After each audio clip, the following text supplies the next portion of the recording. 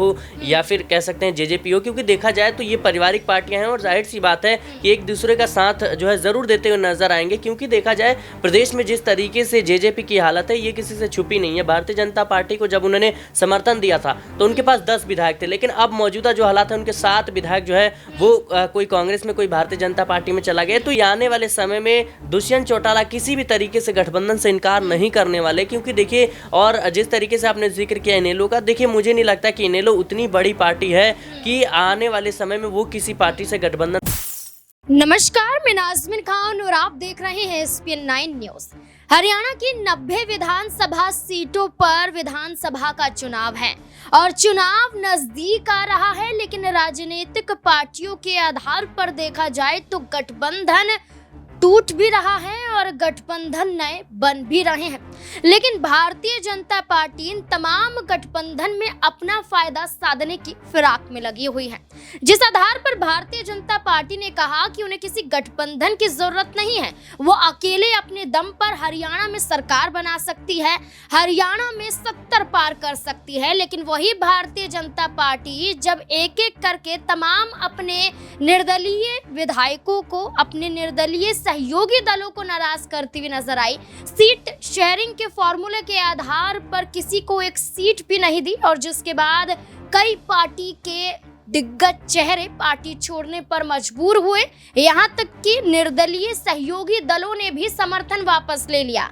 ये तक कहते हुए नजर आए कि भारतीय जनता पार्टी सिर्फ और सिर्फ अपना फायदा साधती हुई नजर आती है और यही आधार है कि हरियाणा लोक हित पार्टी जो उम्मीद भारतीय जनता पार्टी से कर रही थी कि इस बार भारतीय जनता पार्टी विधानसभा चुनाव में उन्हें कम से कम 5 से 6 विधानसभा सीटें देगी और साथ ही साथ सिरसा और रानिया विधानसभा सीट भी उनके खाते में ही डालेगी। लेकिन देखा जाए तो हरियाणा लोक हित पार्टी को भारतीय जनता पार्टी ने एक भी सीट नहीं दी। इसका नतीजा ये निकला कि गोपाल कांडा ने मजबूरी में आकर Indian national Lokdal Bahujan Samaj party संग हाथ मिला लिया। एक गठबंधन हुआ 3 पार्टियों का और सिरसा से चुनावी मैदान में उतरे गोपाल कांडा। लेकिन अब इसी गोपाल कांडा को लेकर जननायक जनता पार्टी के सुप्रीमो दुष्यंत चौटाला एक बड़ा बयान देते हुए नजर आ रहे हैं।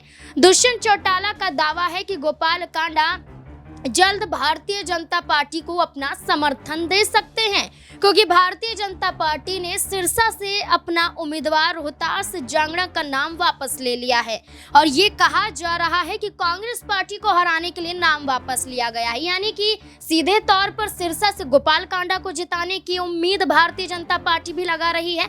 यानी कि साफ तौर पर गठबंधन से इनकार, लेकिन अंदरूनी तरीके से भारतीय जनता पार्टी का गोपाल कांडा को समर्थन करना। अब दुष्यंत चौटाला ने गोपाल कांडा पर आरोप लगाया है। क्या इस और इशारा करता है कि अब दुष्यंत चौटाला खुद इंडियन नेशनल लोक दल संघ जाना चाहते हैं? क्या परिवार एक होना चाहता है? क्या चुनाव से पहले या चुनाव परिणाम के बाद इसका असर हरियाणा में देखने को मिल सकता है? इससे जुड़े हुए तमाम सवाल यहाँ पर बनते हैं। मेरे सहयोगी सिराज मेरे साथ मौजूद हैं। सिराज, हरियाणा की राजनीति को लेकर आपको क्या लगता है? एक तरफ गोपाल कांडा, भारतीय जनता पार्टी, कई राजनीतिक दल हैं। भारतीय जनता पार्टी की अगर हम बात करें, गठबंधन को लेकर मैंने भी जिक्र किया जैसे कि किसी भी पार्टी के साथ नहीं है, लेकिन एक तरफ जननायक जनता पार्टी आजाद समाज पार्टी के साथ है, बसपा के साथ इंडियन नेशनल लोकदल है, हलोपा भी जुड़ जाता है। क्या लगता है गोपाल कांडा कोई बड़ा कदम उठाते हुए नजर आएंगे या फिर नहीं?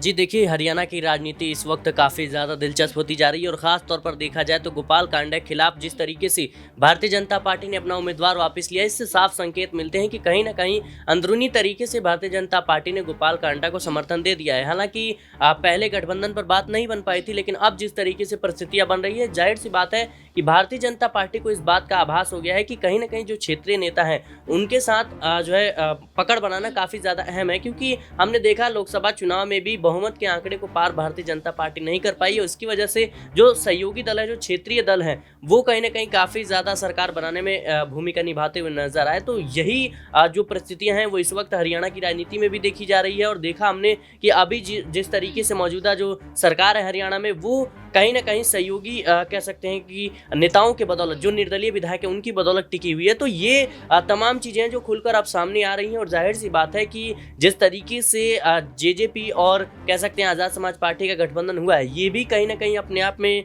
कई सवाल खड़े करता है। क्योंकि देखा जाए तो जेजेपी ने भारतीय जनता पार्टी को समर्थन दिया था, हालांकि चुनाव से ठीक पहले उनका गठबंधन टूट गया और जननायक जनता पार्टी अकेले चुनाव लड़ने का कह सकते हैं कि ऐलान करती है। लेकिन आज़ाद समाज पार्टी के साथ अब उनकी बात बन चुकी है, गठबंधन हो चुका है, और अब देखना होगा आने वाले समय में किस तरीके से जननायक जनता पार्टी जो है वो कहीं ना कहीं कह सकते हैं कांग्रेस और भारतीय जनता पार्टी को चारों खाने चित करती हुई नजर आती है। देखिए, दुष्यंत चौटाला तो सिराज ये भी कहते हुए नजर आए हैं कि ताला भी हमारा होगा, चाबी भी हमारी होगी, यानी कि सरकार हमारी बनेगी।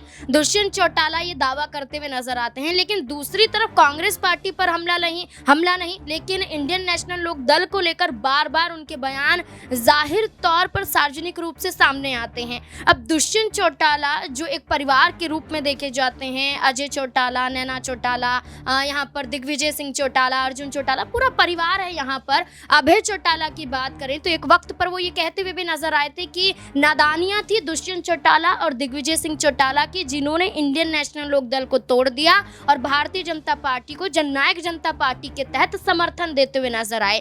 तो क्या जो समर्थन बीजेपी के साथ था, अब दुष्यंत चौटाला कहते हैं कि मरते दम तक भारतीय जनता पार्टी संग नहीं जाएंगे। क्या उम्मीद लगती है कि उनका जो गठबंधन अभी आजाद समाज पार्टी के साथ है, क्या ये गठबंधन इंडियन नेशनल लोक दल से भी हाथ मिला सकता है चुनाव के बाद, या उससे पहले कोई उम्मीद?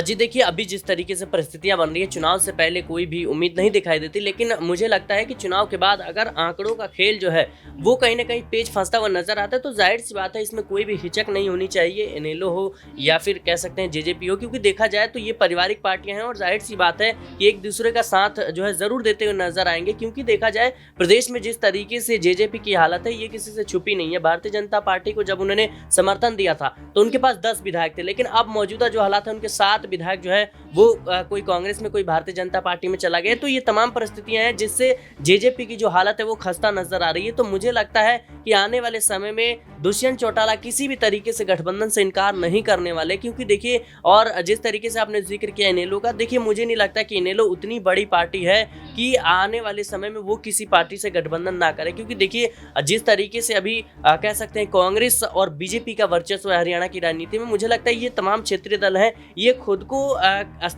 का अस्तित्व बचाने के लिए मुझे लगता है जरूर एक साथ मिलकर चुनाव लड़ेंगे। और यही वो बड़ा कारण है कि दुष्यंत चौटाला को आजाद समाज पार्टी के साथ गठबंधन करना पड़ा। क्योंकि दुष्यंत चौटाला खुद इस बात को समझते हैं कि चंद्रशेखर आजाद के साथ अब धीरे धीरे जो दलित वोट बैंक है वो शिफ्ट होता हुआ नजर आ रहा है, बीएसपी का जनाधार लगातार घट रहा है। तो यही वो बड़ी वजह है कि कहीं ना कहीं ये तमाम तरह के गठबंधन देखने को मिल रहे हैं। और लगातार राजनीति में देखिए जो कह सकते हैं कयास हमेशा लगाए जाते हैं और राजनीति में संभावनाएं हमेशा बनी रहती हैं। भले ही आज जेजेपी हो या फिर इनेलो हो, कह सकते हैं कि एक समय था जब टूट गया पार्टी और कह सकते हैं कि पार्टी के 2 टुकड़े हो गए। लेकिन मुझे लगता है समय आने पर सारी परिस्थितियां बदलती हुई नजर आएगी, क्योंकि दोनों ही पार्टियां अभी अपने अस्तित्व की लड़ाई लड़ रही है। और जाहिर सी बात है आने वाले समय में ये तमाम तरह की चीजें देखने को मिल सकती हैं। अस्तित्व की लड़ाई, और यही लड़ाई हरियाणा में परिवार के जंग के रूप में देखने को भी मिल जाती है। इस आधार पर रणजीत सिंह चौटाला की बात करें, जो रानिया विधानसभा सीट भारतीय जनता पार्टी से मांगते हुए नजर आए थे, लेकिन अब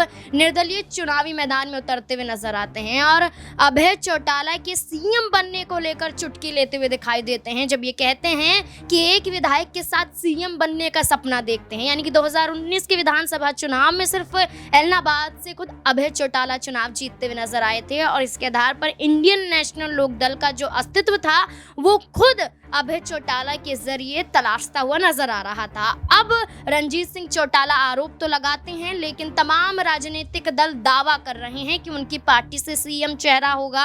और अब ये देखना होगा कि गठबंधन कई पार्टियों का देखने को मिला, लेकिन कांग्रेस पार्टी अकेले नजर आती है, भारतीय जनता पार्टी अकेले नजर आती है। लेकिन हरियाणा में 2 गठबंधन हैं, एक आजाद समाज पार्टी और जननायक जनता पार्टी का, तो दूसरी तरफ इंडियन नेशनल लोक दल और बहुजन समाज पार्टी और हरियाणा लोकहित पार्टी का। देखना होगा कि क्या ये तमाम गठबंधन एक होते हुए नजर आएंगे क्या भारतीय जनता पार्टी को हराने के लिए, या फिर ऐसे ही आरोप प्रत्यारोप का सिलसिला जारी रहेगा। इस पूरे मुद्दे को लेकर अब आपकी क्या राय, कमेंट सेक्शन में जरूर बताएं।